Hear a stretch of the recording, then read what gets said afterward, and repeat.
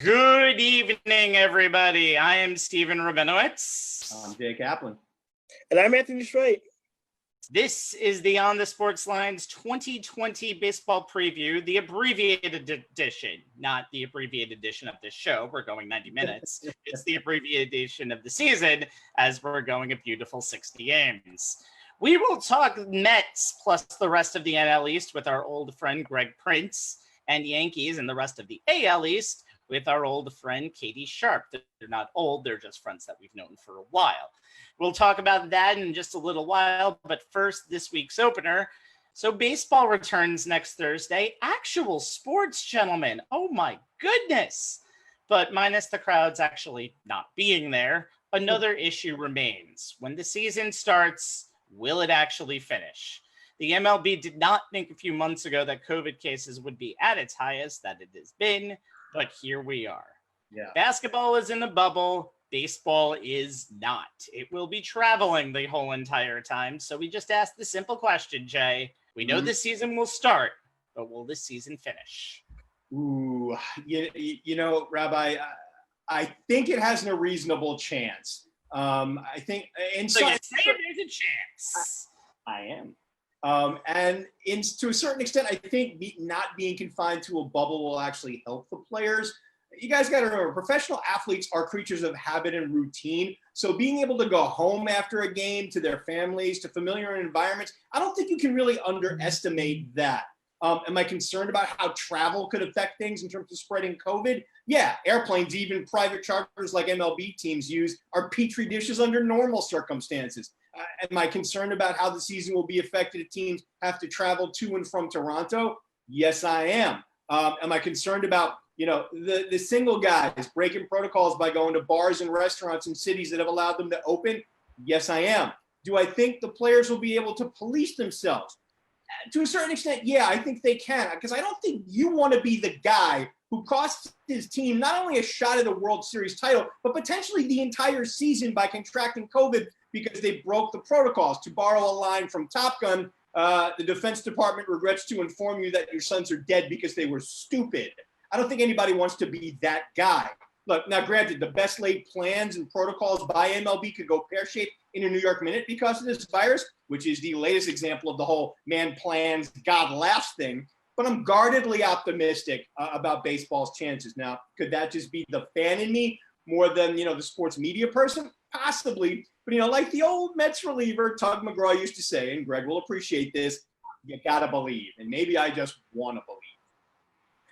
You know what? I'm with you as well. I'm optimistic, but cautiously optimistic. And part of this is why, because we saw last week the delay in testing, and that's going to be a bit of a problem during a season. During a season when teams are traveling, you got to play a 3-game set here, a 3-game set there, and you're waiting on COVID tests to come back.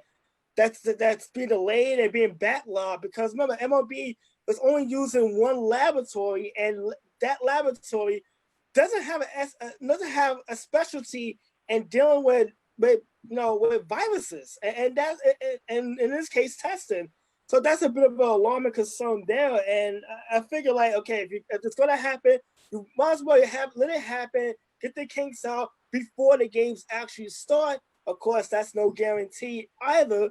And Major League Baseball reportedly has been looking to get into a second lab so they can try to facilitate the results a lot faster, because it's not really the testing, but getting those results back as quickly as possible.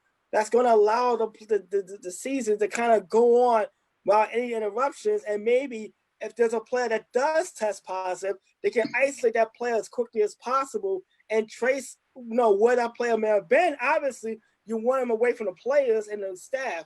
So that by itself should be one thing. But I have more faith in the players' behavior as far as following protocol and following all the rules.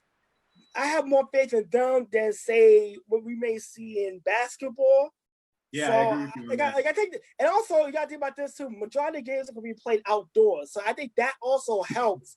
As far as the spreading of COVID, we kind of seeing from the experts that that being outdoors actually kind of helps in this formality. They're going to be playing next week. It's going to be a heat wave hitting the New York metropolitan area, and the Mets obviously open up at home. So that's going to be interesting to see how the heat may play a factor into this. But I'm being cautiously optimistic. Like, they're going to start the season.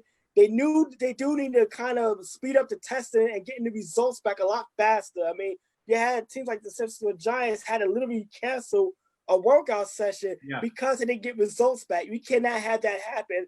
And we already watched an MLS game this week get postponed because of a positive test result that came back 3 days late. Baseball has got to get these results back a lot faster. Otherwise, they may have a problem finishing the season. But for right now, I'm being optimistic that they can go through the 60-game schedule and the playoffs and get towards the crown champion this year. Rabbi, I got to agree with Anthony. To me, in terms of, because he makes a great point about the testing and the being able to turn them around faster, because you got a 60-game schedule in 66 days.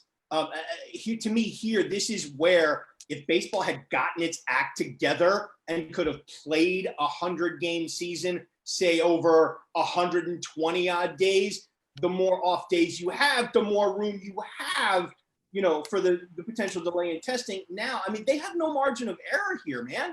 No, they don't. But to get to Anthony's point for a second, and I haven't revealed this to either of you, I had a coworker that tested positive this week. So I've kind of been semi-quarantined in my own home. I'm waiting for results that probably won't come back till Monday or Tuesday. Sorry to break that to you live, guys, but I kind of just wanted to bring that out there.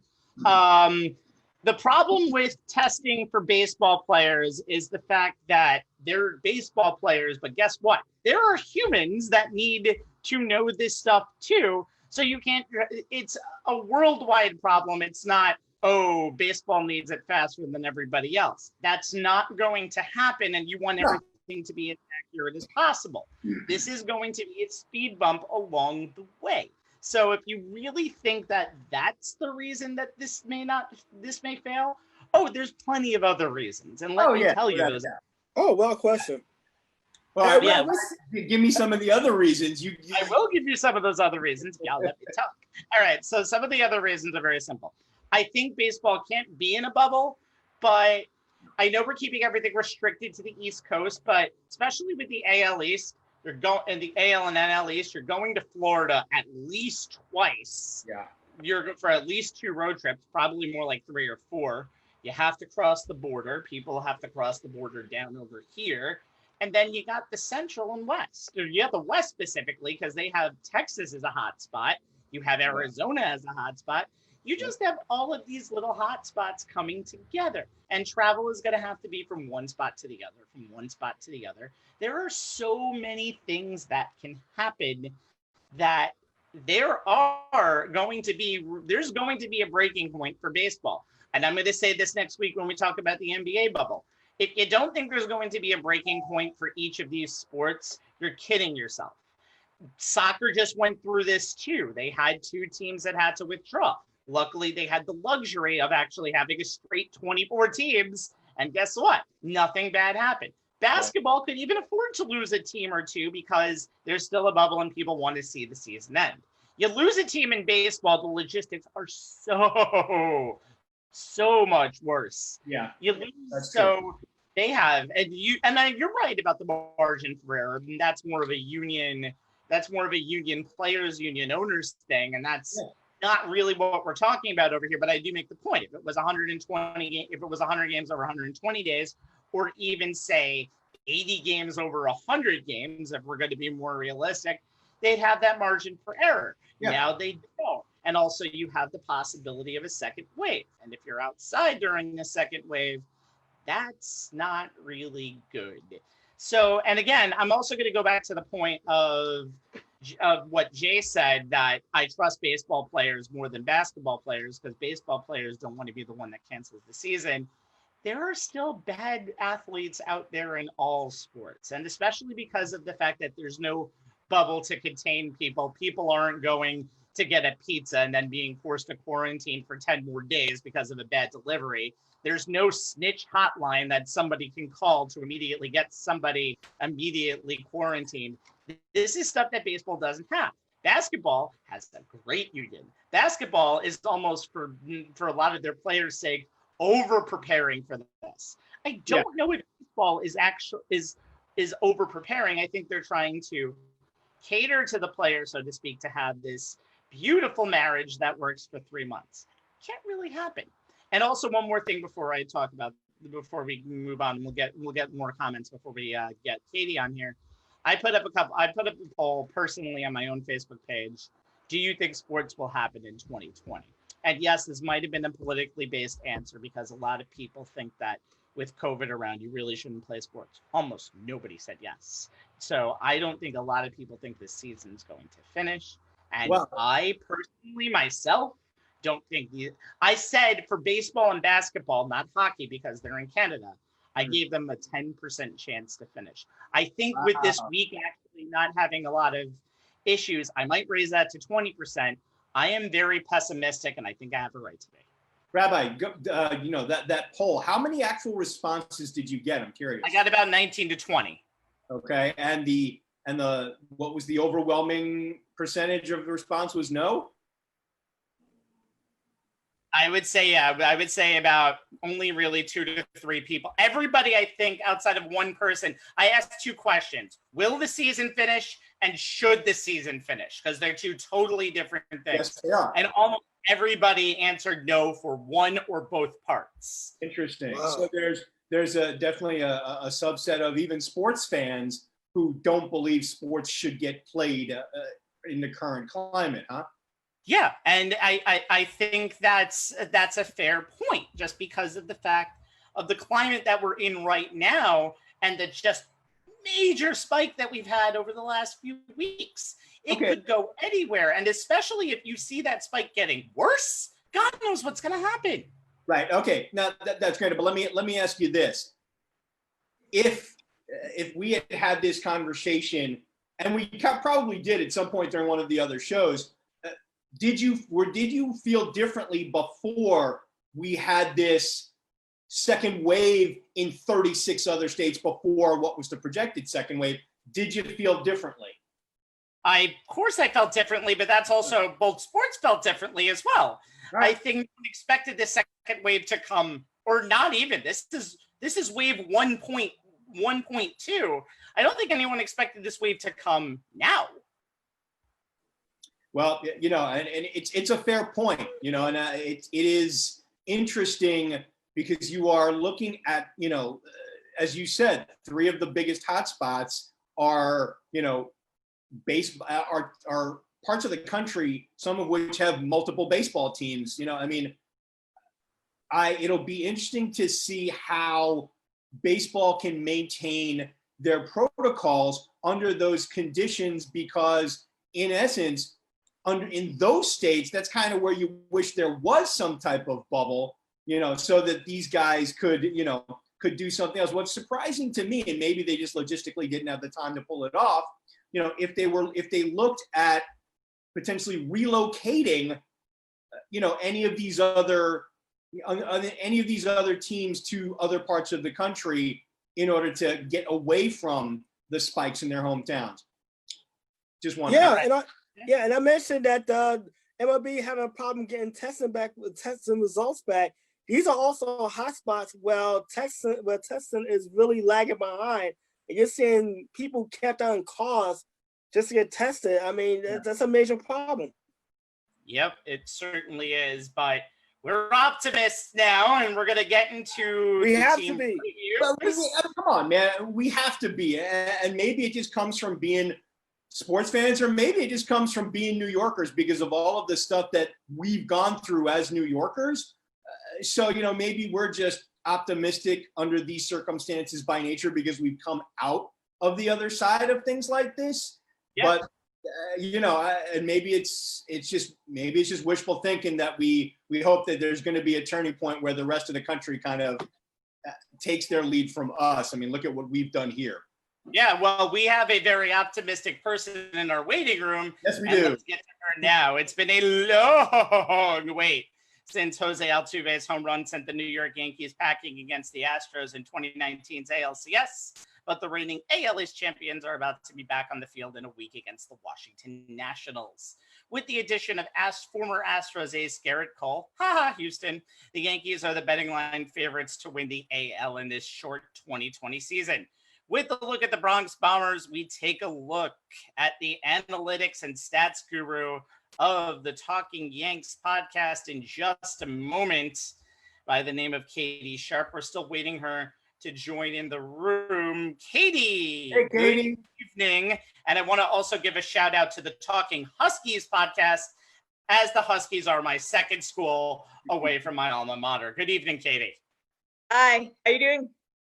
Good to see you, pal. Yeah, thanks.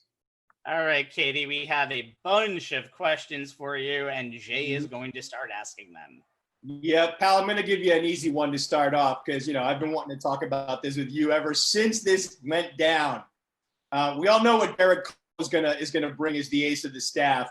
But, to me, the interesting question is, who are you looking at to solidify themselves as the number 2 behind Mr. Cole?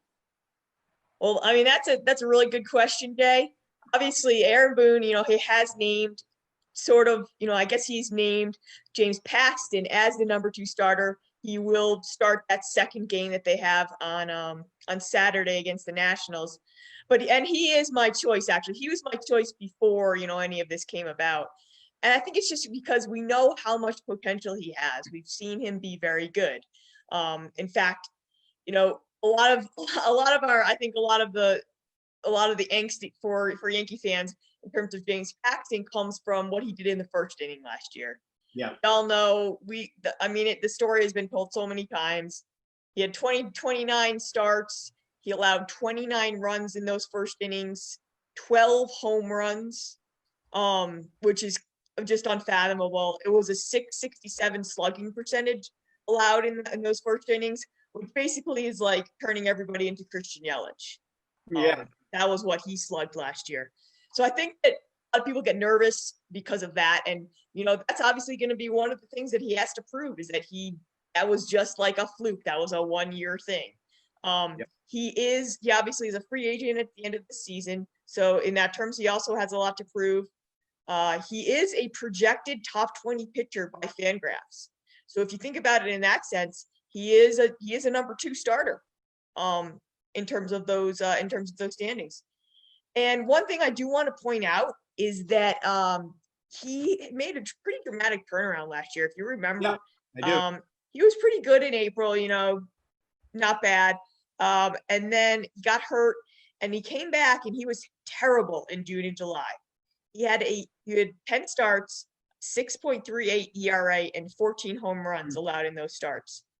And then the last 2 months of the regular season, he was fantastic. A 2.5 ERA, 6 home runs, 11 starts, which is kind of the James Paxton I think that everybody expected. Yeah. So they noted, he kind of mentioned how he increased his curveball usage. He actually doubled it. It was about 14% before in June and July, and about 27% after in August and September. And that actually really made his fastball a lot better because it gave, kind of kept hitters a little bit more off balance by mixing in the curveball a lot more. And his fastball was so much improved. Basically, like it was a 175 batting average allowed and only 3 home runs in August and September compared to a 572 slugging in June and July and 12 home runs off of his 4-seamer. So I think that that's going to be key to see how he integrates his curveball into his repertoire this year, because he can't rely on his fastball. No. And we noticed that when I think it was a couple reports this week in that, he's obviously had back surgery in February, and he's still working his way back.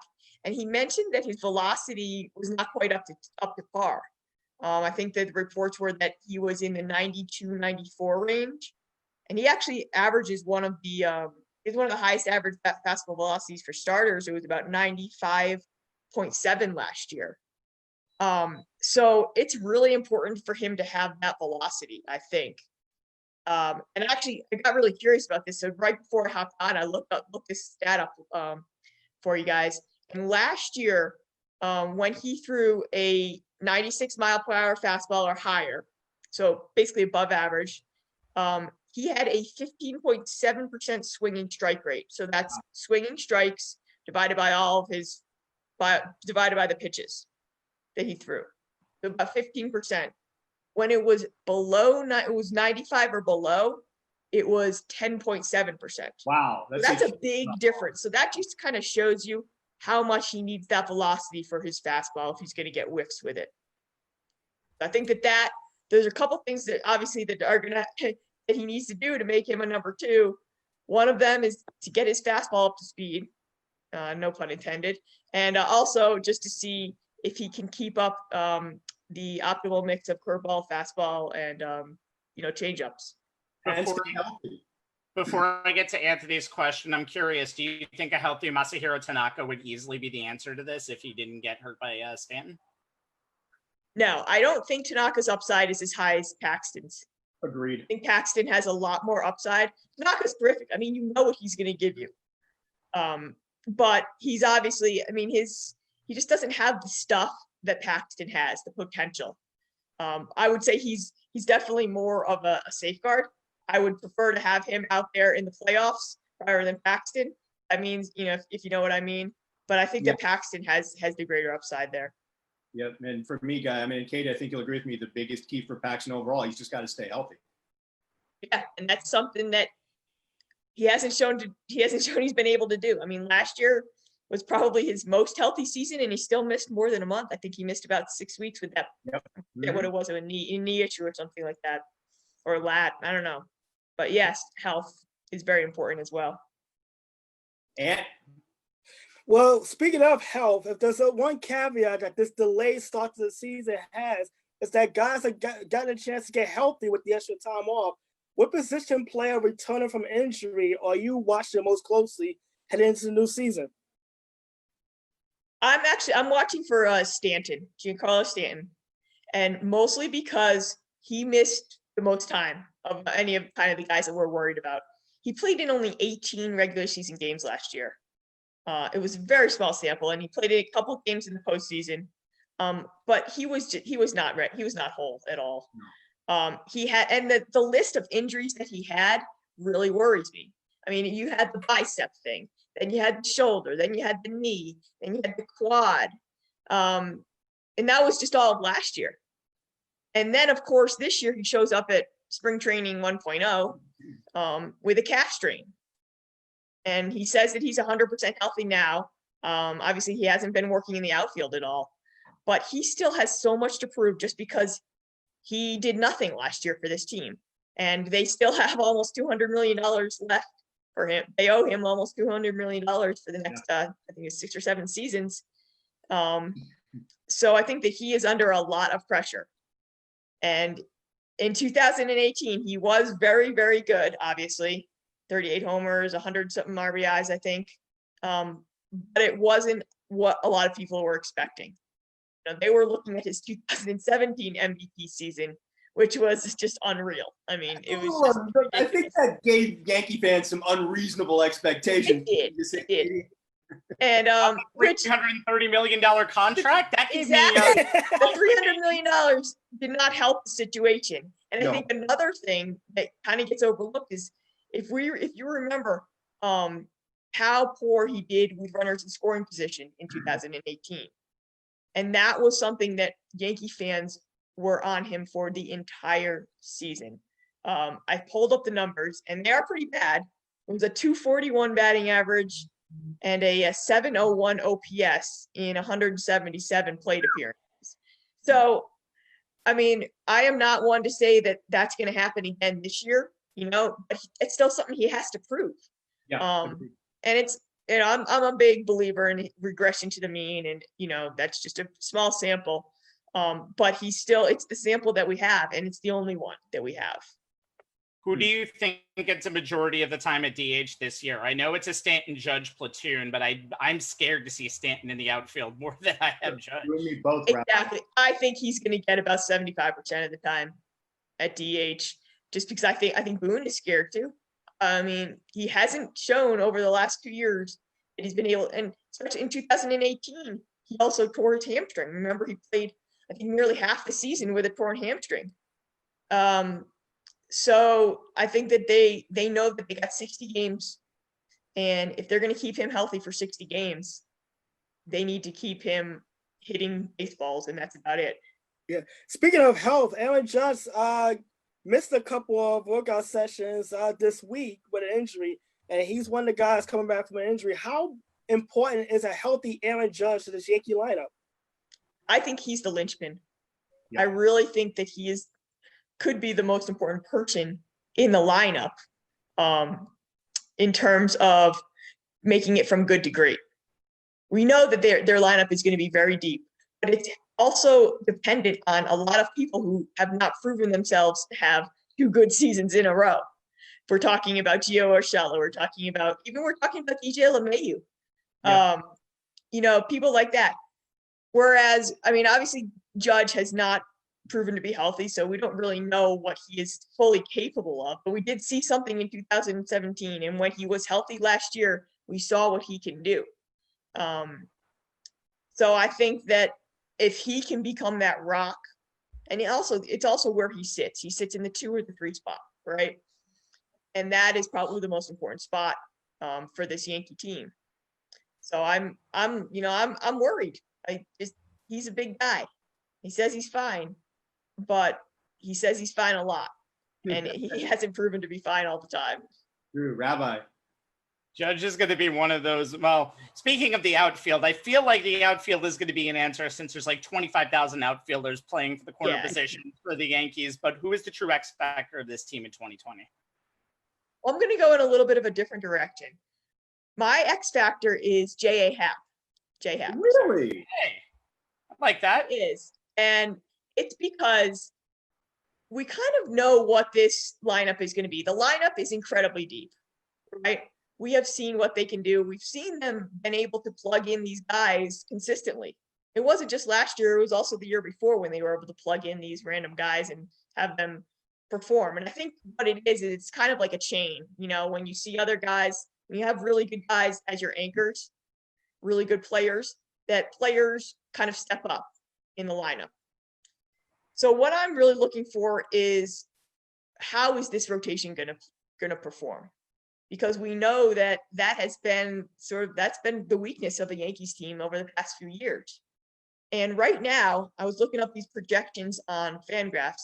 They are projected to have the highest starting pitcher WAR, so wins above replacement, in the American League, and tied for the highest in the majors with the Nationals. And obviously, a lot of that is Garrett Cole. But Happ is right there too. I mean, he's projected for 58 innings, which is a significant amount, and a league average ERA. So if he can perform like that, they do have the potential to be a top rotation. And I looked this up earlier. The Yankees have not ranked in the top 5 in starting pitching WAR. This is according to Fangraphs. The Fangraphs WAR since not that far, since 2003. Wow. So if you think about that, they haven't been in the top 5 of that since 2003. And here they are projected to be the top in the majors, tied with the Nationals. And I think a lot of that has to do with, it's not going to be Cole. We know, we don't know, but we kind of know what Cole is going to give you. Tanaka has been steady. He has been a rock. And obviously there, then you've got Montgomery and Paxton. But I think J.A. Happ is the wild card here, because if he can be a solid number 4, if he can have that league average ERA and do his 60 innings, the Yankees, their rotation is going to be really deep. Sorry. I was just going to say. Do you think? Sorry. I was going to say, the one thing, obviously the big thing with J.A. Happ is the home run. That is basically what killed him last year, right? He gave up 34 home runs in almost 160 innings. No, you can't. The second highest home run rate in the majors last year.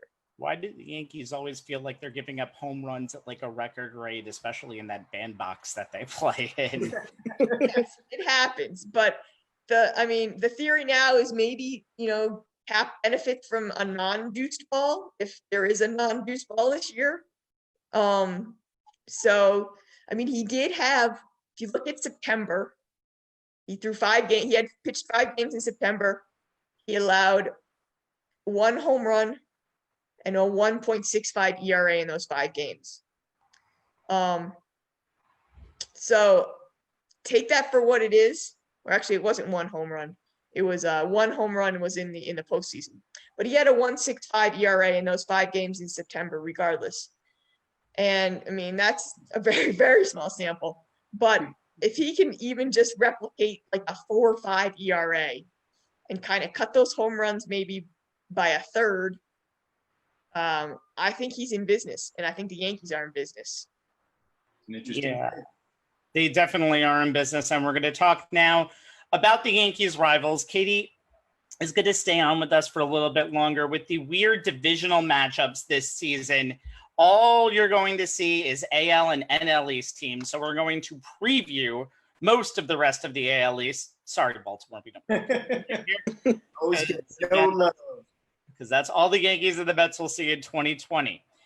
As we should, the Red Sox are the natural rivals, even though they're not the Red Sox that we've seen in previous years. But because our traditional Red Sox hater has been doing all of the studying on the Red Sox, Mr. Jay Kaplan, he'll start as we talk about the Yankees rivals. All right, here's the thing, guys. The big thing with the Red Sox is, do they have enough to overcome what they lost this offseason? They can't replace Mookie Betts. No way they're going to get MVP-type numbers from Alex Verdugo alone. But if they can, as Brad Pitt said in Moneyball in his Best Billy Bean, recreate him in the aggregate, then maybe they can actually give the Yankees in the race some trouble in the AL East. You look at Rafael Devers, who had a career year in 2019, setting the Red Sox record for most extra base hits in a season with 90, to go with a 311, 361, 555 slash line, 32 homers, and 115 RBI. They still have Xander Bogaerts, whose slash line was 309, 384, also 555, with 33 homers and 117 RBI. JD Martinez is still there, who went 304, 383, 557 with 36 homers and 105 RBIs in the middle of that batting order. So Alex Verdugo, who's going to projected to replace Betts in right field, won't have to have a Betts-like year for the Red Sox to come close to the 5.5 runs per game they scored last year, but they're going to need to be close due to all the starting pitching that they've lost. David Price went to the Dodgers in the Betts trade. Chris Sale is out for all of 2020 due to Tommy John surgery. Rick Porcello signed with the Mets. That's 49% of their starts from last year. Nathan Eovaldi is the only returnee from last year's rotation who will be available on opening day. So he's going to need a wee bit of help, or that 4.70 team ERA, 7th in the AL, is going to get worse. Eduardo Rodriguez, who won 19 for them last year, Josh Taylor, Darwinson Hernandez are all unlikely to make the opening day roster, since all 3 have tested positive for COVID-19 and have not yet been cleared. They're also going to likely need to build up strength and pitch at least a few outings before they're game ready. So manager Ron Renicky will be asking a lot of the likes of Martin Perez, Ryan Weber, Brian Johnson in the short term. They do have a deep bullpen anchored by Heath Hembry and Matt Barnes, setting a closer Brandon Workman, so that is a plus. Do they have enough offense, though, to overcome a starting pitching rotation that will be suspect out of the gate? That's what, to me, is going to bear watching. The Sox may be able to hang in the wild card race, but I don't think they have enough tier 1 pieces to compete with the Yankees and the Red Sox, for the American League East. Katie, agree or disagree? I agree. This doesn't look like a typical Red Sox team to me. They are projected to be about 500. I think they have 31 projected for 31 wins on Fangraphs. And they, like you said, they still do have a talented lineup. When you think about it, JD Martinez, Andrew Benintendi, Rafael Devers, you named it. They have a lot of potential in that lineup, but their pitching couldn't be worse. If you think of like you said, their number 1 starter, their opening day starter, Eduardo Rodriguez, tested positive, and he's not going to make his opening day start. Nope. When you have Nathan Eovaldi as your opening day starter, And behind him, Martin Perez and Ryan Weber. I mean, I don't even know if I'm saying these names right. I don't even know who's after that. They did just pick up Zach Godley or Godley. I'm not sure how to pronounce his name either. He's a journeyman from pitched for the Tigers last year, I believe. But they are really hurting in that starting pitching area. And like I said, starting pitching is going to be so important for this season, because otherwise you're going to run out of options in terms of, just trying to bullpen every game. So I don't see this Red Sox team as really being a threat. And well, I'm talking about the Toronto. Actually, Rabbi, you going next, or is this me? Oh, actually, I'll go next. My team is actually the Toronto Blue Jays, and honestly, I think they're a year or two away, to be honest. Look, they were 8-11 against both the Red Sox and Yankees last season, which is not bad, but now you're going to see them pretty much most of the season, 40 games to be exact. This is a team that finished, 34 games out of first place. They got a lot of young talent. I mean, that's what the Blue Jays is. This is all about the youth movement. You think about Bo Bichette, Dante Bichette's son, who's going to be batting leadoff, and he's got the potential to hit 31 from the leadoff spot. Then you look at that lineup. You got Teoscar Hernandez, Randall Grujic, Travis Shaw, Lois Gurriel, Vladimir Guerrero Jr., and Kevin Biggio. So that's a solid lineup. But the question is going to be the pitching staff. I mean, the ace right now is Hyojin Ryu, who is the big free agent signing. But remember, he was the number 3 guy in Los Angeles and managed to win at least 15 games. It's a little different when you're not a starting ace and now you have to anchor a starting rotation. You look at the rotation following him. You got Chase Anderson, Tanner Roark, and Matt Shoemaker, who was kind of penciled in to the other 3 top 4 rotations. You look at the Blue Jays right now, they're going to be a fun team to watch because they're young and they showed the potential the last 2 years, particularly last season. But now you have questions coming in, not just because of the schedule they have. They're going to play the American League East, but also the National League East, which is possibly the toughest division of baseball, where you have 3 teams potentially that could make the playoffs. But now there's a question of where they're going to play this season.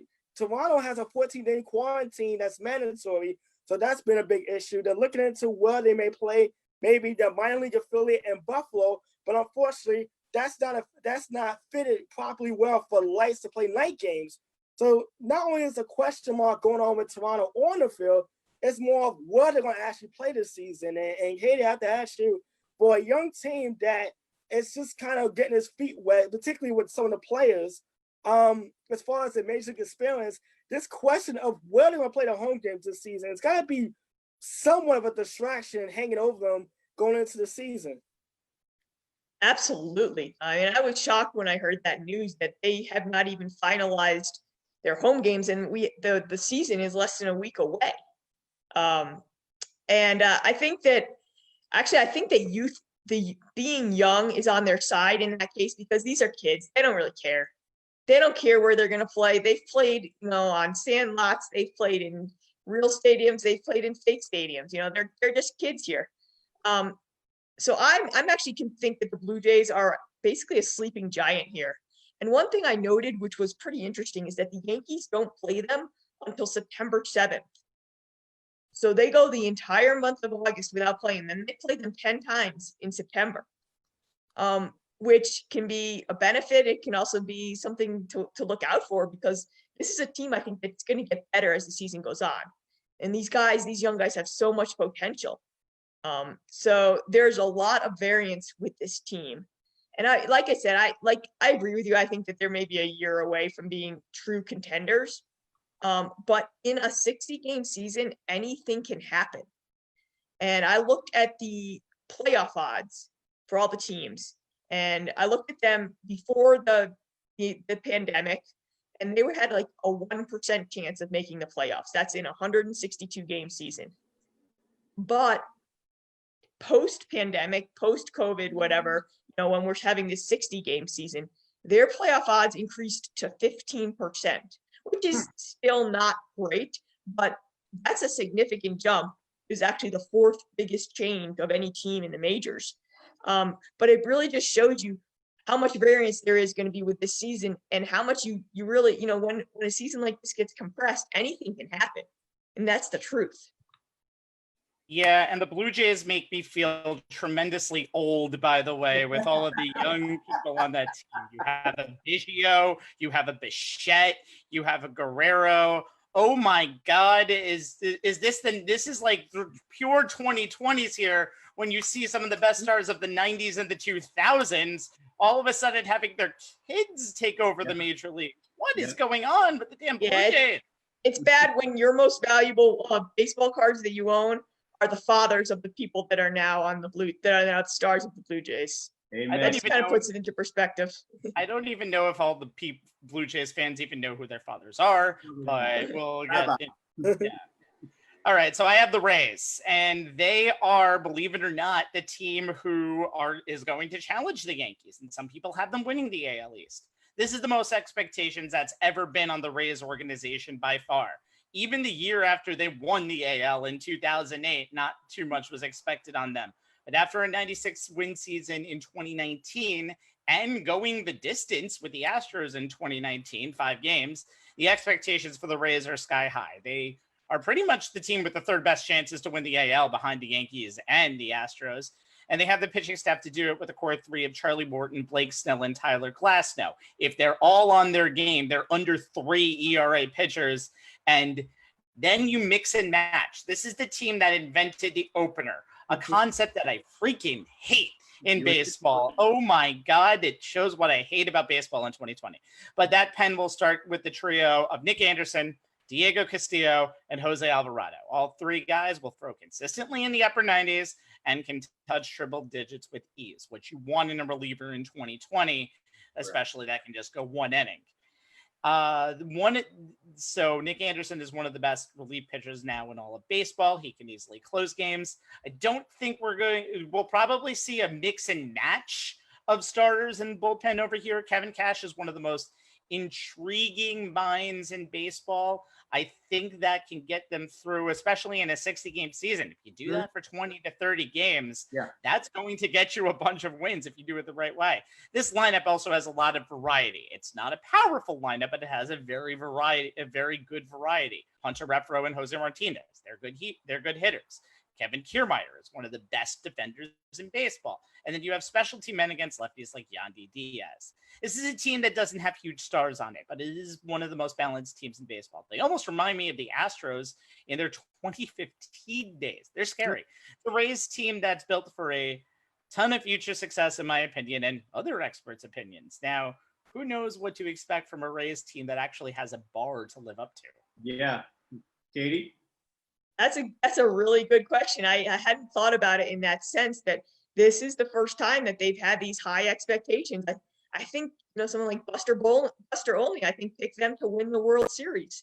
And it's not crazy though, because when you think about what happens in a short season like this, it is going to be a lot of, do you have the starting pitching to get your team off to a good start, and then do you have the bullpen behind them?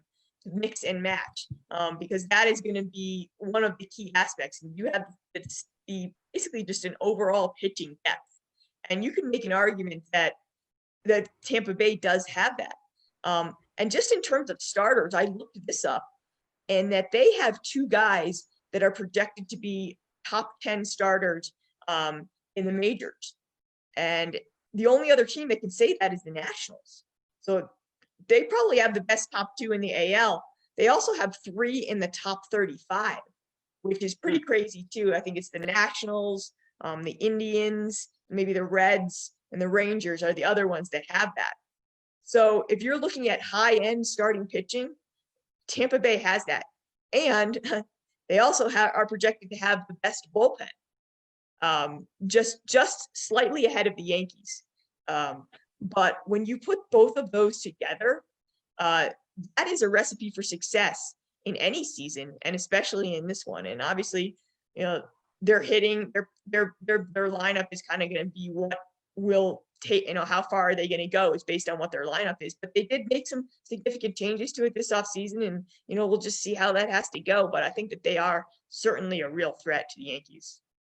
Plus, the Rays are going to be playing in empty stadiums, and if you know the Marlins and Rays, they're used to playing in empty stadiums, so they'll be ridiculously comfortable in this situation. If they're going to be playing in empty stadiums, does that mean the Yankees are going to lose their projected home field advantage when they go to Tampa Bay?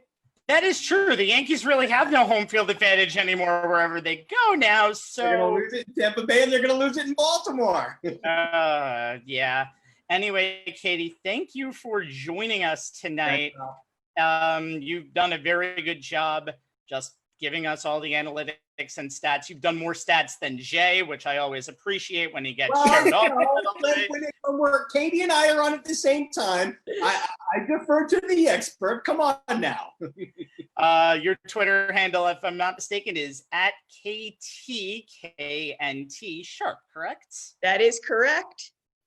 Thank you so much, Katie. Have a good night. Thanks. All right. Thank you guys for having me on. Talk soon. Yep.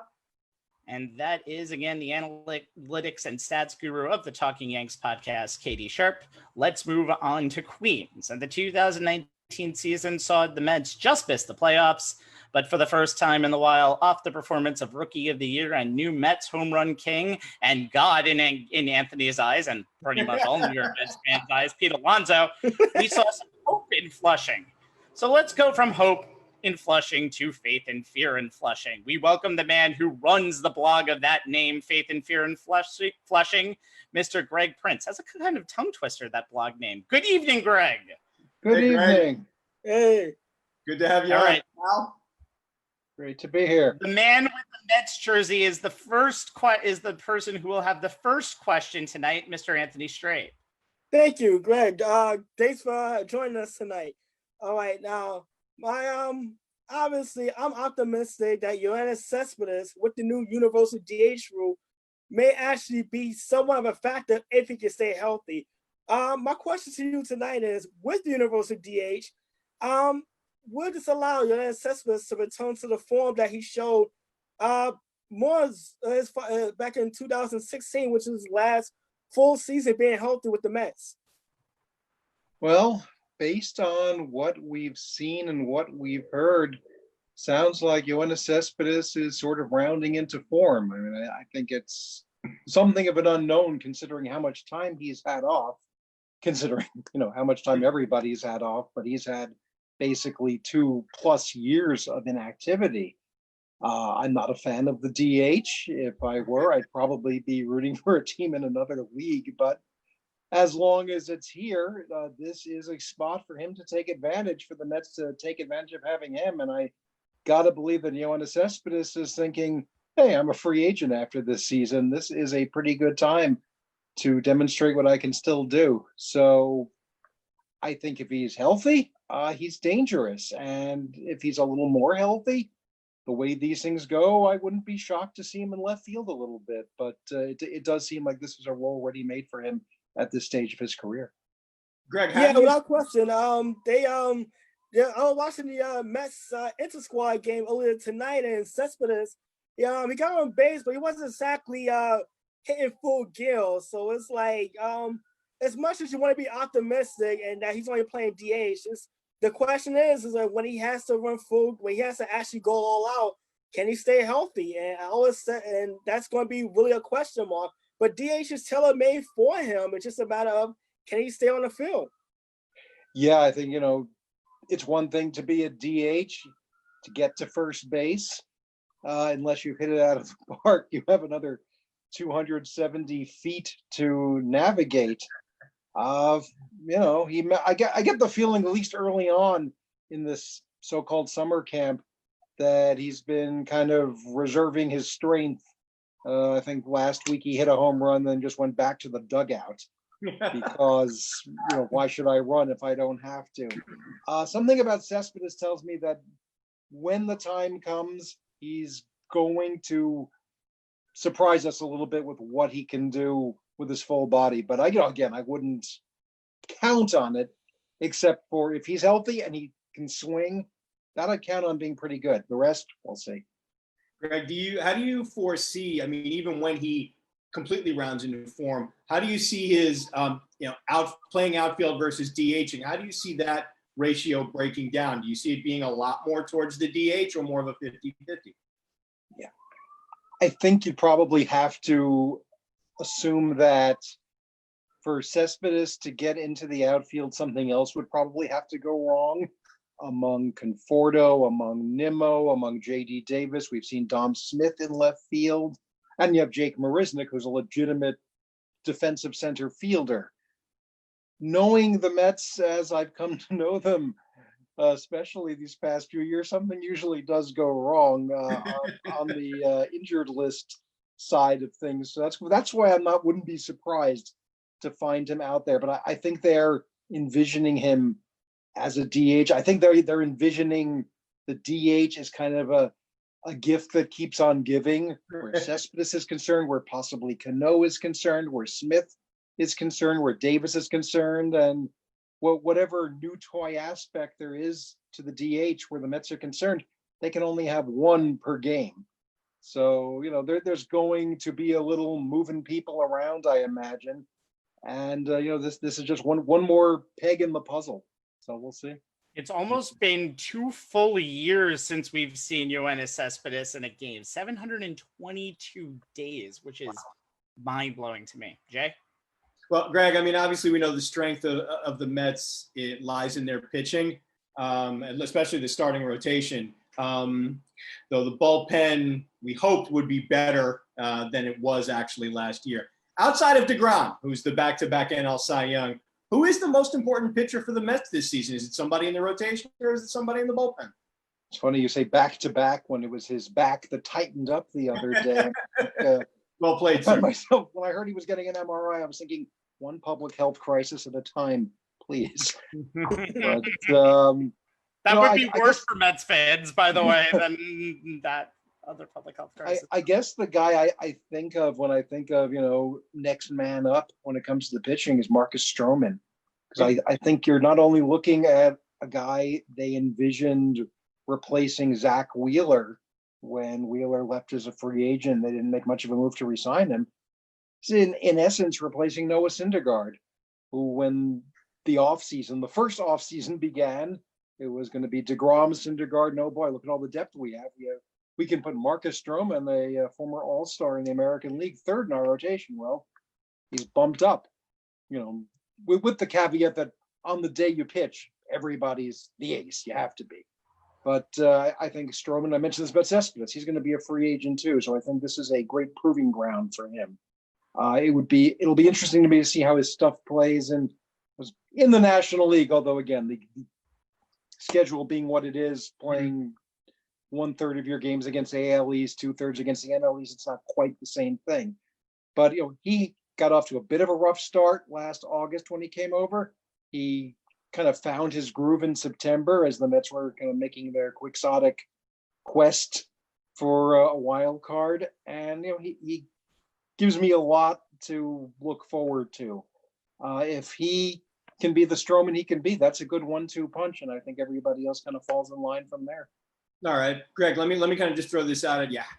As much as, I agree that the front of the rotation is key, how important to the Mets' success is Edwin Diaz returning to the guy we saw in Seattle as opposed to the guy we saw in Queens last year?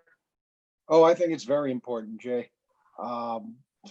Diaz was so sharp as a Mariner and so flat as a Met. I mean, he still managed about 25 saves last year, although a lot of that was in the early part of the season before he began to have his problems.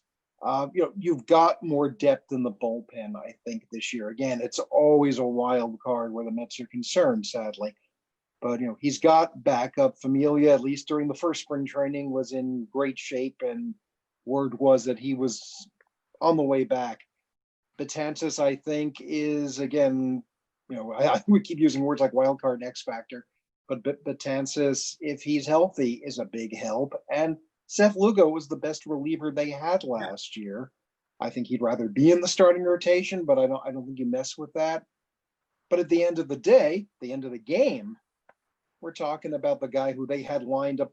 Again, the reason they traded Jared Kelenic was to get Edwin Diaz. That's what made it palatable. And I think if they've worked enough with Diaz, I think the fact that they haven't committed to Diaz as the closer is probably helpful. You're not putting too much pressure on him, and really maybe you're motivating him a little bit.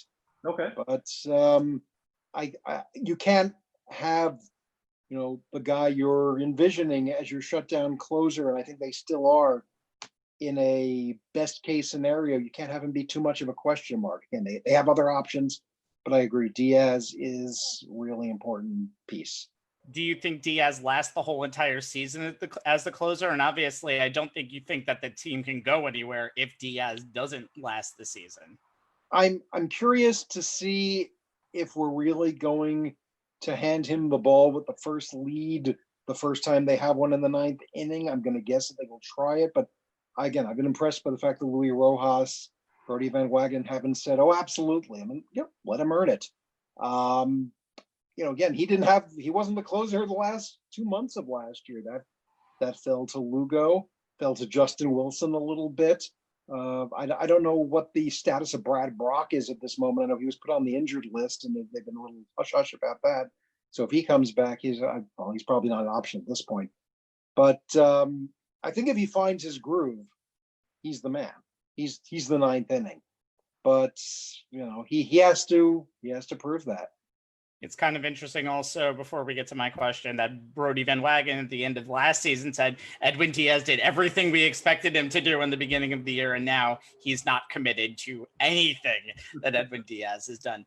So, Greg, you talked about X factors all the time, so we might as well ask you.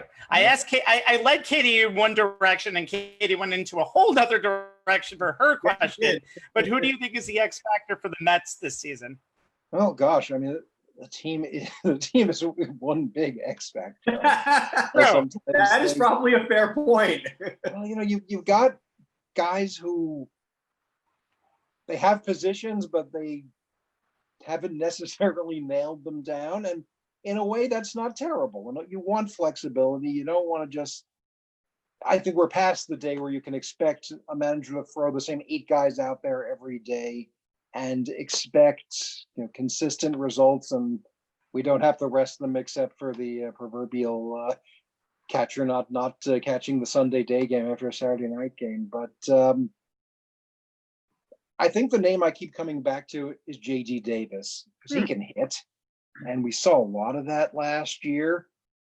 I don't know that he has a position exactly. He made a whale of a catch that sticks in my mind at the wall against Cleveland one day last August.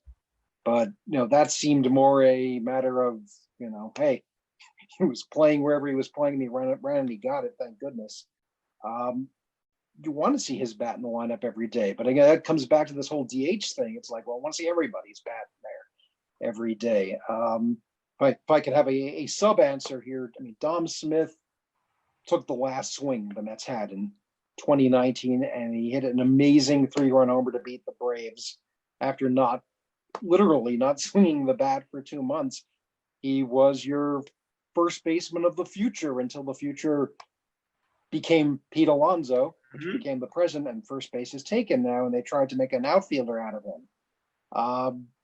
The most pleasant X factor, I'll just close with this. You see, I like to give multiple answers to the same question.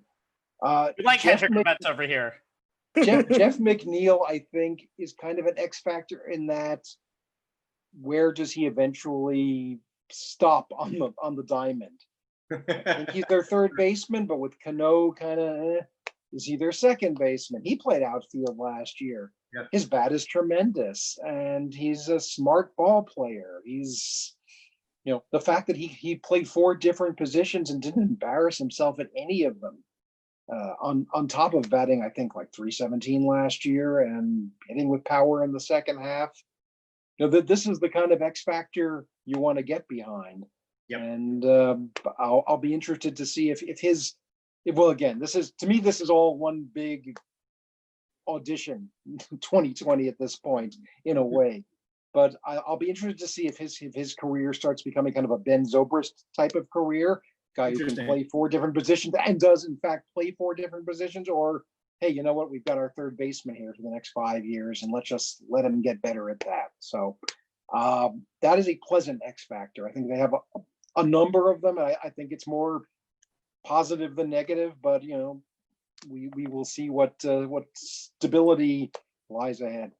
Indeed. MLB.com has Davis as the cleanup hitter in the projected lineup for 2020. Do you think Davis is the cleanup hitter of this team? If Alonso is batting a third, and I don't know, I haven't seen their projections, and Conforto is batting fifth, I would take it. Sure, why not? Again, he did a great job. The second half of last year, I mean, you can make an argument that, and I saw this somewhere, so I'm just cribbing from it basically, that Davis and Rosario, a guy who never gets talked about, were basically second half all-stars. That their numbers were way up there, especially in Rosario's case, the defense had improved a great deal.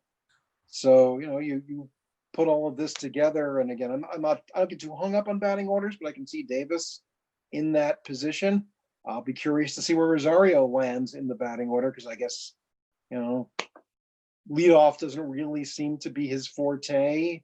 Although I think is somebody who, in a classic sense, would love to see that kind of speed up there. But they have Nimmo as sort of that classic get on base guy. So Rosario, great, talented young player, the best player in the system, it would seem like ages ago now. It's a number 9 hitter, which is, again, a phrase I cannot get used to. But I think, just to answer your question, yeah, let's see what Davis does. I can't get used to the number 9 hitter at all, too. So, but we have 2 DH purists over here, so I'm just going to leave that alone. Anyway, just like Katie, Greg, we're going to have you stay on and talk about the rest of the NL East, minus the Marlins. We mentioned the Marlins earlier in the show when we talked about empty stadiums. That's all we need to talk about when it comes to the Marlins. That's it. Amen. Someday the Marlins will make us pay for our dismissal of them, but maybe not. Every 10 years they do so, Greg. Every 10 years. But let's talk about the rest of the NL East. A murderer's row, so to speak. It's the division with the reigning World Series champ, and then the team that beat them in the regular season, the reigning NL East champ, and the return of Joe Girardi in the dugout. I love Joe Girardi. I'm going to wax poetic about him when we get to my turn. Yes, you are. Anthony, let's start with the Nats, the defending World Series champions. Well, you know what? It's always easier being the hunter and not the hunted. Keep in mind, the Nationals won the World Series, has a wild card that was 19-31 at one point. Now, obviously, you can't do that in a 60-game season. You're not making the playoffs. But the biggest loss, there's 2 of them, but the biggest loss is Anthony Rendon not being on the ball club anymore. I mean, you take away his offensive production, led the majors 126 doubles, and the National League with 44 doubles while smacking 34 home runs. That's a lot of production now gone from your lineup, and it puts a lot of pressure on Juan Soto, who became a star last year, but an even bigger one during the postseason. He hit 34 home runs in the zone, and he also knocked in 110 runs. So he's going to have to be the anchor of that lineup. You look at Adam Eaton as well. You look at Victor Robles, Trey Turner. They bring back Harry Kendrick, who was the hero in the division series against the Dodgers.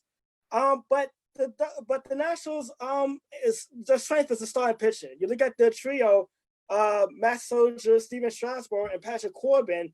Combined, they can get you at least 30 wins in a good season. But with this shortened 60-game schedule, they kind of have to almost win at least every start that they take every 5 days. But now they also won the World Series with arguably one of the worst bullpens in history. Sean Doolittle, he still got 29 saves last year, but they got to the playoffs by kind of a bullpen by committee, like, go out there and please get us 3 outs. So I don't think they're gonna get through it. I don't think they can repeat that this time around. It should be a little better with Daniel Hudson and Will Harris taking over the kind of bridge gap to Doolittle. But you look at that, like I said, they were in the toughest division, the National League East, where 2/3 of the games are going to be this year. Then you throw in the fact that they'll open the season against the Yankees, another World Series contender. And that's the other third of the schedule. You just look at the Nationals. It's like the potential to get back to the playoffs is there, but it's going to be a really tough hill to climb. And Greg, like I said, going into this, it's easier being the hunter. Now you're the hunted. What's your take on the Washington Nationals going into the new season?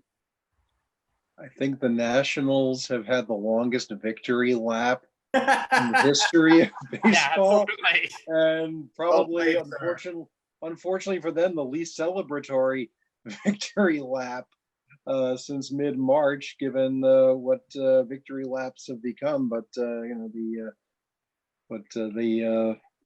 what is the phrase about heavy is the head that wears the crown? Well, their neck should be drooping by now. Listen, you're absolutely right about Rendon. That is a huge loss. I just remember, if you recall, a game last September, that one of the 74 nails that was put in the Mets coffin last year was when they had the 10-4 lead in the ninth inning, and the Nationals came back with 7 runs.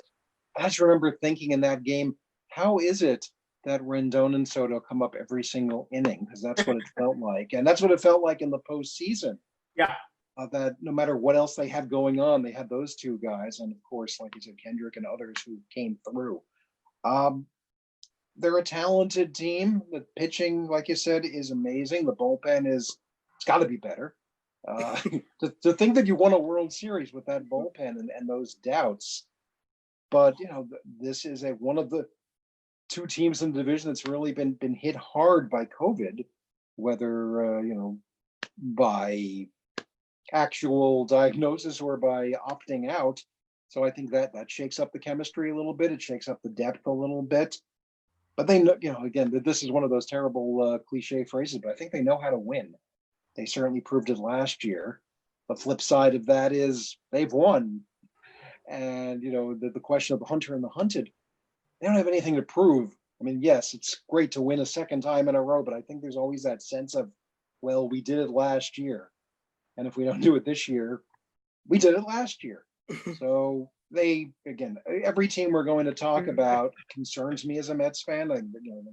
There's talent, there's track record, there's variations of desire, I would imagine, but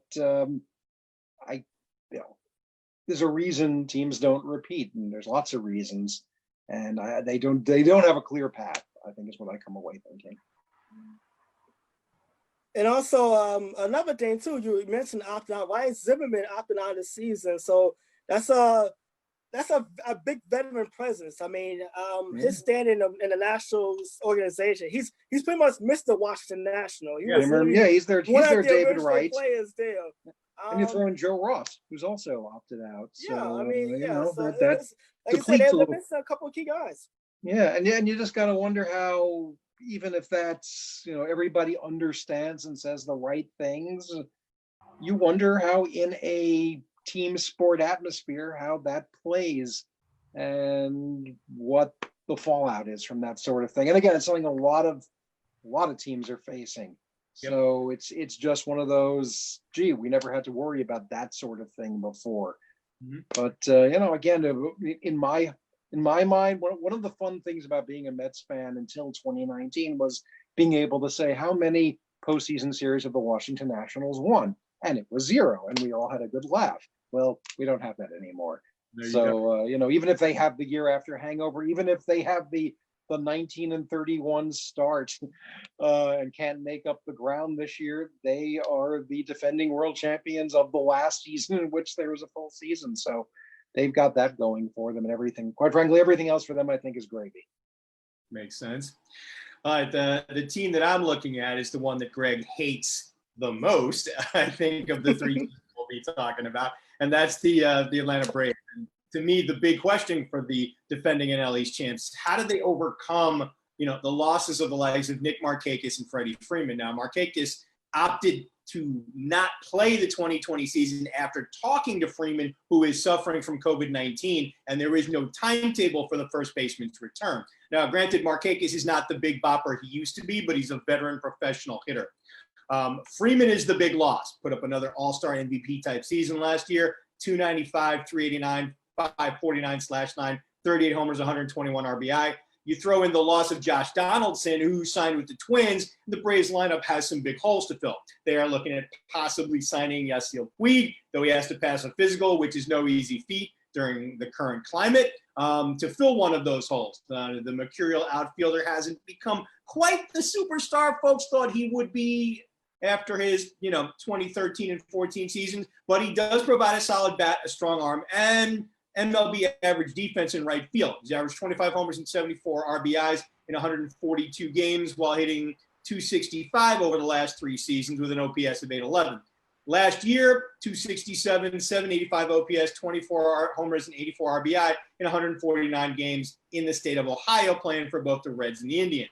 Now, the fact that there will be a universal DH this year would allow the Braves to get his bat in the lineup without messing with Ronald Acuna Jr., who owns right field now, though DH was kind of how the Braves were originally thinking they'd keep Marcell Ozuna's bat in the lineup. As we all know, the former Cardinal is not an elite glove man in the outfield.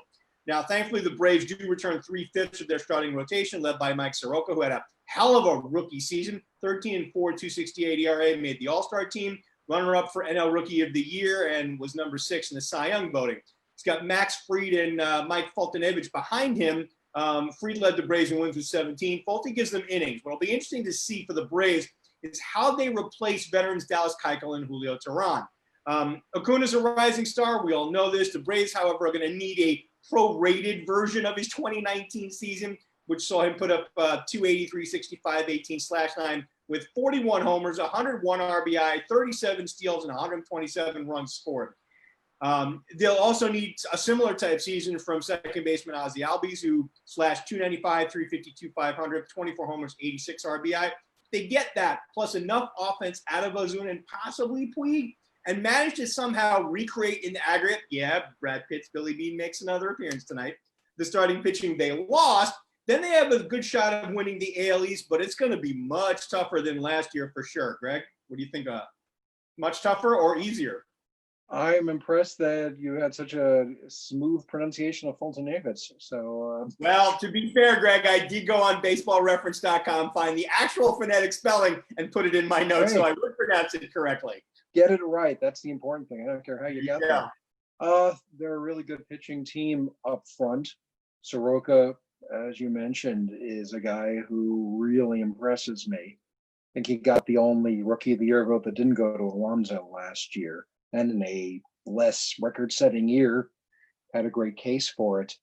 I mean, losing Freddie Freeman and losing him the way they did is, I don't want to say crushing, but it's very depressing, I imagine, if you're the Braves or a Braves fan. That's a team that quietly plays with a chip on its shoulder, I found the last couple of years, because nobody really pays attention to them. And they've won a pair of division titles. And they haven't done anything in the playoffs, but those of us who were sitting on the couch watching can't say much about that. We tried that with the Nationals, and look where it got us. Acuna is a guy who, he's their Soto basically, and again, another one of those guys who seems to come up every inning. But losing Freeman and not having Markakis around, I think there's a lot to overcome in Atlanta. You bring up a good point about, Dallas Keuchel was a huge part of that team last year, and then he just disappears. And yes, you have to be an aggregator to replace him. So again, they're the defending division champions for a reason. They have a lot of talent on the team, but again, words that may come back to haunt. They don't worry me quite as much as I think they would had they had their full complement. Fair enough. COVID has destroyed the NL East so far, especially with the Braves. I don't think any other team has been hit harder. Although I am impressed, Greg, that you didn't have any smile over Freddie. I know Freddie is COVID, but as a Met fan, I know the words Freddie Freeman just brings fear to the hearts of Met fans. So I'm glad that you were able to stay impartial with that. Yeah, I have to say that something about bringing back competitive baseball, where in which normally I try not to ever take any delight in injuries, Not because I'm a great guy, but because I just think it's bad karma. But in these days where you're sort of hoping for the best for everybody, all your fellow countrymen, all citizens of the world, it's kind of hard to really get revved up with the hatred that, for example, Jay, that you described, that I have for the Braves and that I have for the Nationals and Phillies and Marlins too. And I won't bring up anybody else. But I imagine when there's a first pitch thrown next week, it'll change. But all I can say is, best wishes to Freddie Freeman and everybody else in that situation. And I'd love to see Freddie Freeman on the field, and I'd love to see him at bat, and I'd love to see him striking out. Which he does a lot of, and then he also hits homers. Anyway, Yeah, he does. there is one team that's left, again, Marlins notwithstanding, that I'm going to talk about, and that's the Philadelphia Phillies and their new manager, Joe Girardi. And when he decided to get back into the managing game, almost 2 years after being unceremoniously canned, after going as far as any Yankee manager can go without getting into the World Series, going 7 games with the Astros in 2017, I'm pretty sure he didn't expect or want to have a 60-game season to working out the kinks with the Philadelphia Phillies.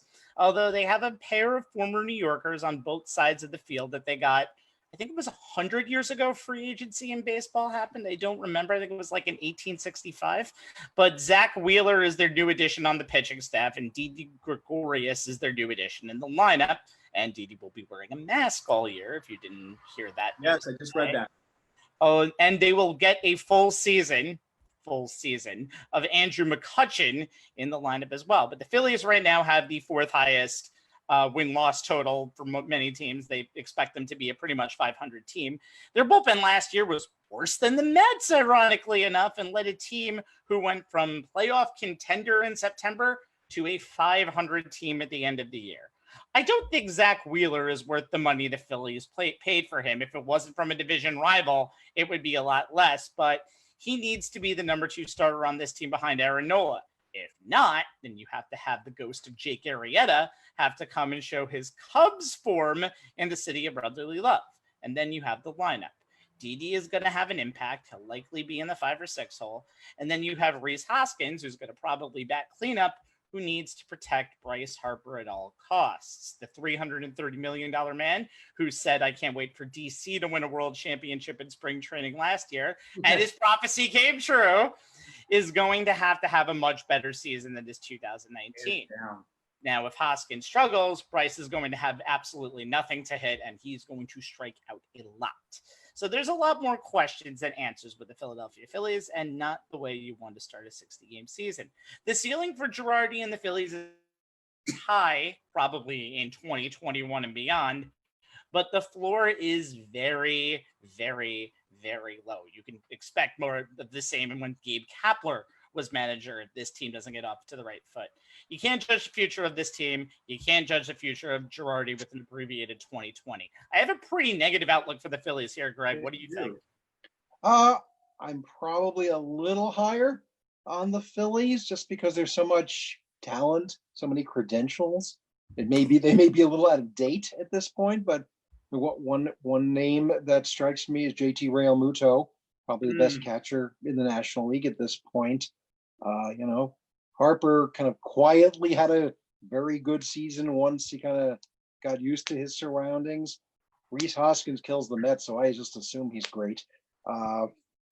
Gregorius is a quality player. Nola is a top-tier starter in this league. Zach Wheeler getting what he got, I mean, good for him, is surprising to me based on having watched Zach Wheeler for his entire career. And he had a tremendous second half in 2018 and a very solid second half last year. And that gets you, I forget what the numbers were, but that gets you a Zach Wheeler contract these days. And again, I applaud his agent and his timing. But, and again, I would not be surprised that when he faces the Mets, I imagine he will want to stick it to them. And as players like to stick it to their former teams, they probably will. He's a good pitcher. If he were still on the Mets, he'd be the number 2 or 3 starter.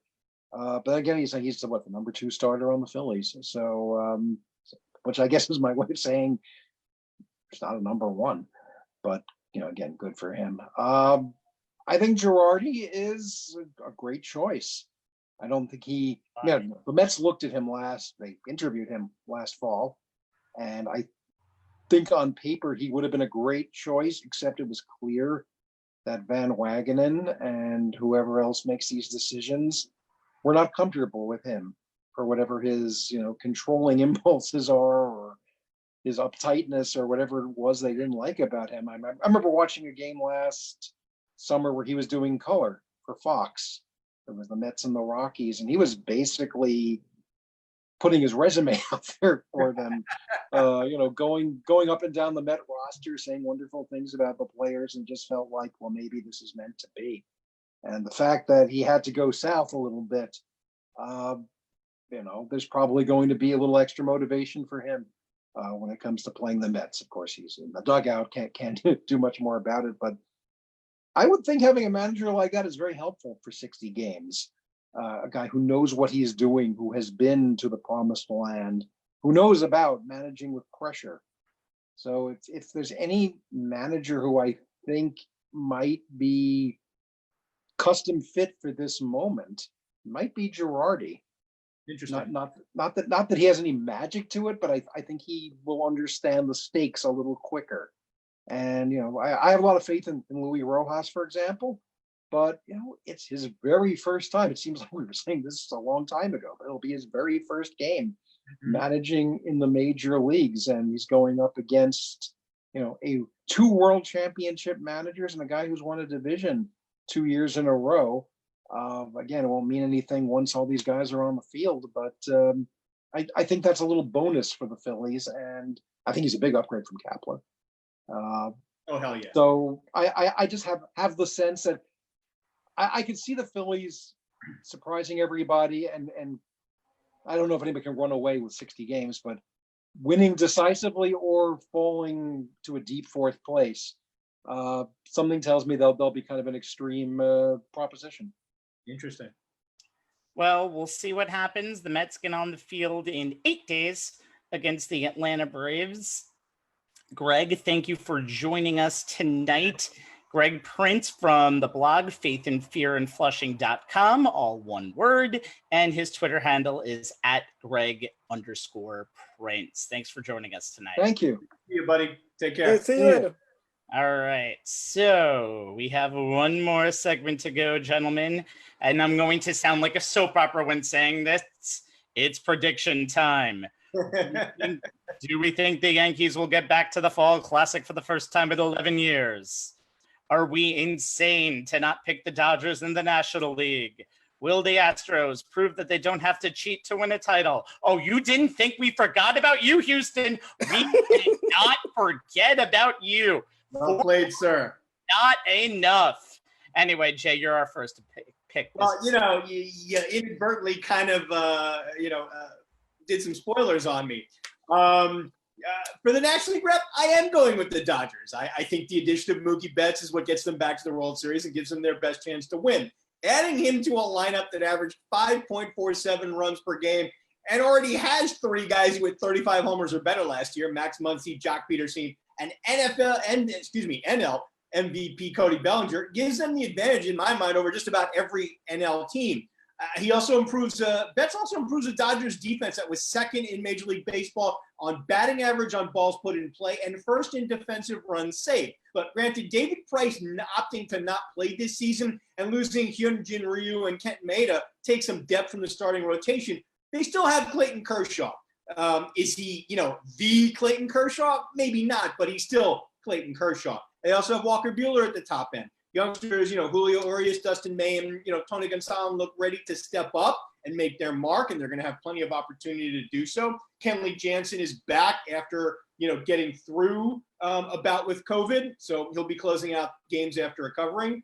I think they have all the pieces and should be considered the NL favorite no matter what length the season is. And Rabbi, just to complete the spoilers, for the AL rep, I'm doing something I do not ever do, and I am picking the Yankees. They're healthy, even with Aroldis Chapman, DJ LeMahieu, and Luis Cessa currently unavailable while they go through the COVID protocol. And they have more depth than any other team in the American League. When you can lose a Chapman and fill his role with all the others in the pen, Zach Britton, as we said earlier, will be the closer until Chapman returns. You can lose a hitter like LeMahieu and replace him with a hitter like Miguel Andujar. Have James Paxton healthy at the top of your rotation alongside Garrett Cole, and have both Aaron Judge, Giancarlo Stanton, and Aaron Hicks healthy in the middle of your lineup. This makes this team pretty tough to beat. It'd be nice to have MLB's longest standing World Series rivalry add another chapter. It'd be their first since another shortened season, 1981. Anthony? Wow. You know what? I was kind of going back and forth with this. I'm going to start with the American League. And you know what? I'm picking the Houston Astros. And you know what? I feel like they're a team that, even though they lost, Garrett Cole is still primed and ready for another postseason run, but they have a chip on their shoulder. And I remember I said this before when the news of the whole scandal broke, that we're kind of poking the sleeping bear, as you will. Like you don't want to give an already good team motivation to kind of steamroll their opponents and look good doing so. I'll harken back to the New England Patriots.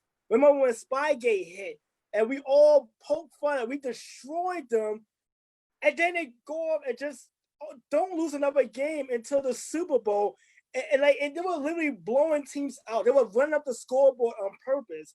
I feel like the Astros, seeing how everyone kind of attacked them and seeing players on opposing teams taking shots at them and speaking out publicly and playing more like moral fiber after all this. And we all know that it's cheating worldwide in baseball. You're just dumb enough to get caught. That's a different story. But in the Astros case, I think they are ready. They're just ready to go to another run, but also that chip on their shoulder. The National League, I'm a J. I normally don't do this because I feel like I'm jinxing my team, but I'm going to go with the Mets. Wow. And I feel like... All right. Yeah, and I feel like even with the loss of Noah Syndergaard, they do have the depth in pitching. When you think of Rich Porcello and Michael Walker, who looked good earlier today, during the inter-squad game that they played in Citi Field. Then you look at the lineup, and Greg said it perfectly. It's literally a who's who of you can plug into that DH, and the fact that you have so many parts that you can move and that you can move around with this Met lineup. I mean, J.D. Davis and Jeff McNeil may be the two best hitters, and they play 4 different positions apiece. So you can literally move them around and basically draw your lineup out of a hat with these guys. But also you think about the fact that they're going to play road games in Atlanta, which is a house of horrors, but they don't have to deal with a crowd, which is probably which might be the blessing in disguise. And it's very unusual season. And then you think about the way they finished last year. I mean, they were literally a solid bullpen away from possibly making the playoffs and maybe going on a run that the Nationals went on that we saw in the playoffs, because we saw the Mets play the Dodgers tough. We saw them play, obviously the Nationals, that's number one also, but also teams like the St. Louis Cardinals, the Milwaukee Brewers, the Cubs. So we kind of overlooked the National League Central in this show, but those are teams that could be dark horses in the coming out of the National League as well.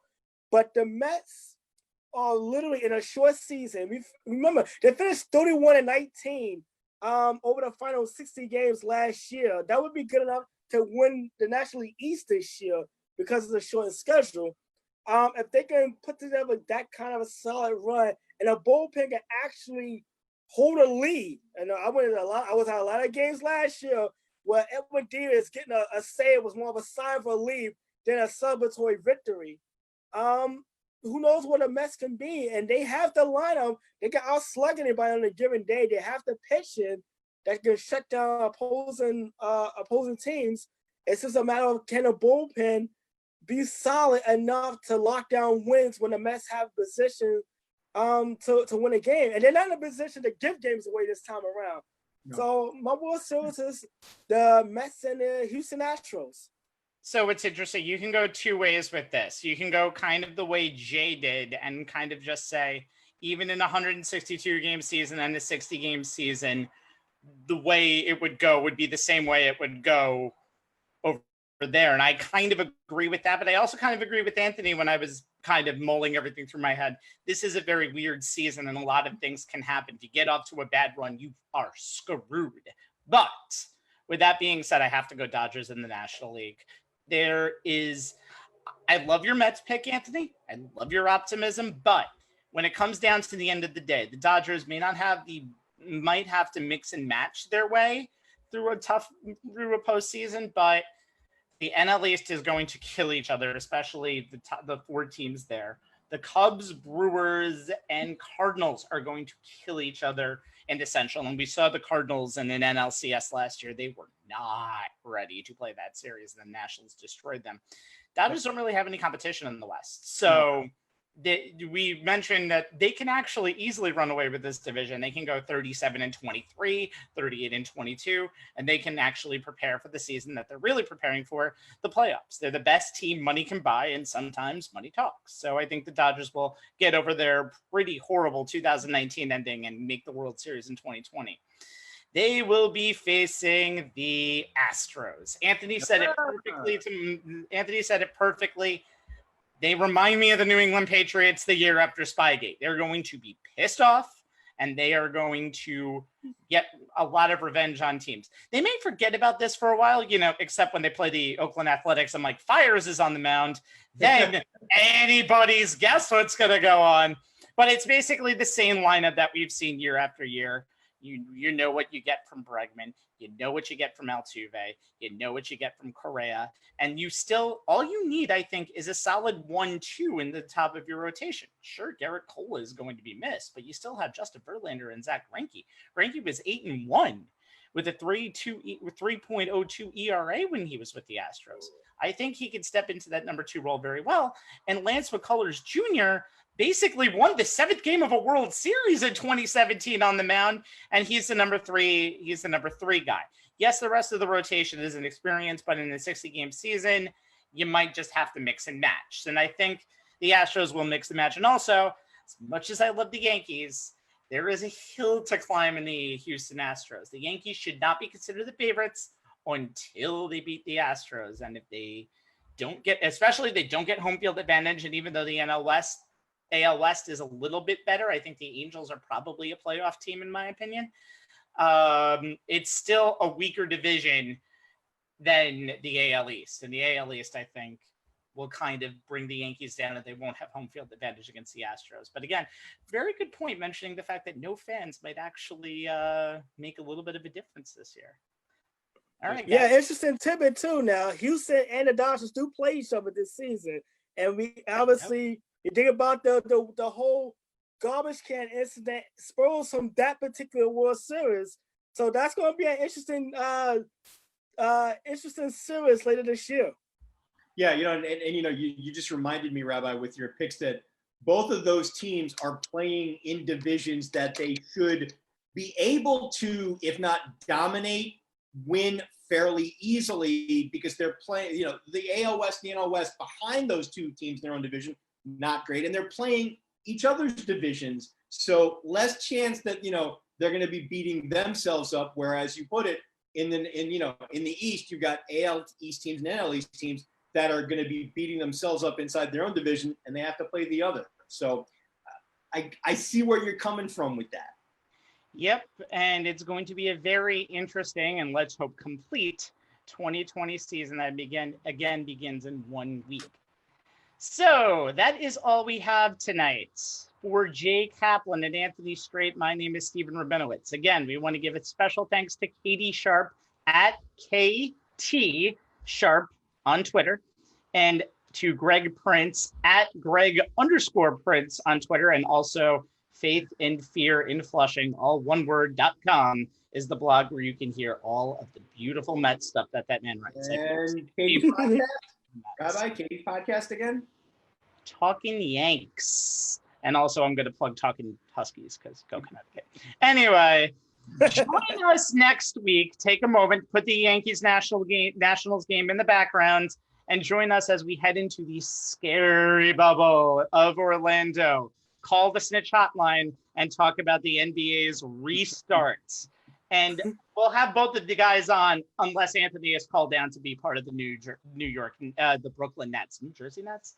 So, Anthony, if you're called to be down part of the Brooklyn Nets, we're sorry, but we'll still have to go on without you. Hey, look, I may still get to join the show. You know, if you go into the bubble, you got to quarantine for 14 days regardless. So we'll see. That's true, Rabbi. If he has to be quarantined for 14 days before he can actually, go on the practice courts, he can, log into the show from his hotel room.